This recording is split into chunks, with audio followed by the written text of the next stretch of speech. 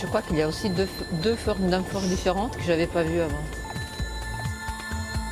Une fois les mires déposées au fond, le robot peut commencer les prises de vue.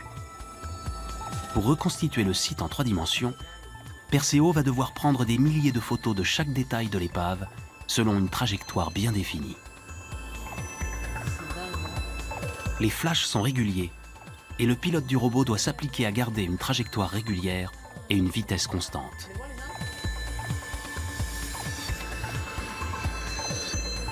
Et fais attention parce qu'il y a des infos.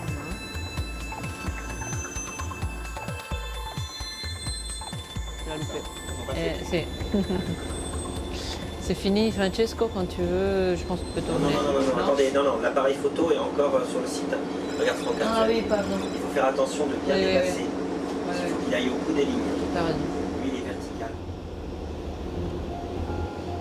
Je pense que là, on va faire, ça va être même joli pour la 3D, par une présentation. Ça va être super parce qu'il y a un peu plus de volume que... Et c'est pour ça que moi, j'y tenais à faire la photogrammétrie ici, parce que...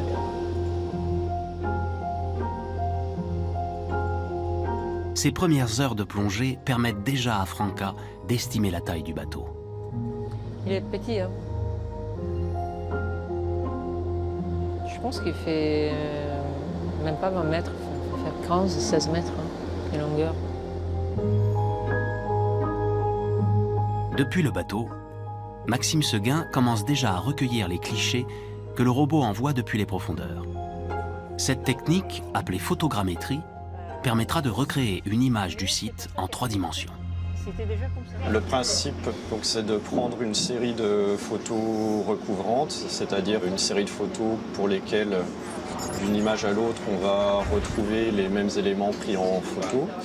Et à partir de ça, on va pouvoir reconstituer la profondeur et donc le volume de ce qui a été pris en photo. Chaque pixel est transformé en 3 dimensions dans un repère avec des coordonnées X, Y et Z. Maxime obtient alors un nuage de points à partir duquel on peut effectuer des mesures en se basant sur la référence des mires.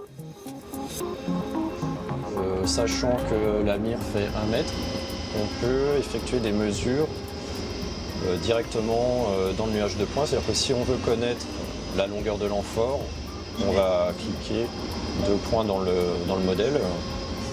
Et voilà, on a entre ces 2 points cliqués l'information de longueur donc, et même l'orientation du vecteur dans l'espace et la coordonnée des 2 points.